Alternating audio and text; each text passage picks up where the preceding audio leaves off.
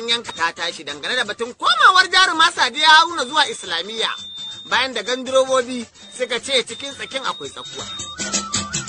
Yau dai za mu faro da batun bibiyar labarin jarumar nan ta social media wato Sadiya Haruna, wacce ta bararraje a jihar Kano tana tallata magungunan mata ta hanyar yin tabarraji da kalamai da suka hau mizanin kalamul kabihi. Har ta kai an kama ta an kuma tuhume ta tare da gurfanar da ita a gaban kotun shari'ar musulunci, wata ita kuma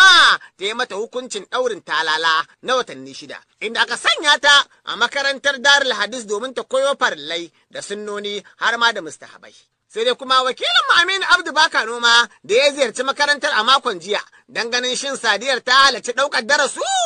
ya tarar bata nan, amma daga bisani bincike ya nuna cewar ashe an sauya mata makaranta ne, kasancewar ita Darul Hadis sau 2 kawai ake karatu a mako, don haka aka mayar da ita makarantar da za ta ringa zuwa a kullum. Kakakin hukumar lura da gidajen gyaran hali ta ƙasa reshen jihar Kano DSC Musbahu Lawal Kofar Nasarawa ya ce ai tuni suka ɗinka wa Sadiyar hijabi burme mai har ƙasa suka haɗa da niƙabi domin dai a tabbatar ta hau gwadabe. Har ma yi mana ƙarin haske kan wannan ɗaurin talala da aka yi mata. An kai ta makaranta amma ba wannan wacce mutane suke tunani ba, makaranta sahihiyar makaranta aka kai ta, wacce kuma alhamdulillah ita wannan makaranta ta karɓe ta, wanda da nake magana da ku a yanzu nan ma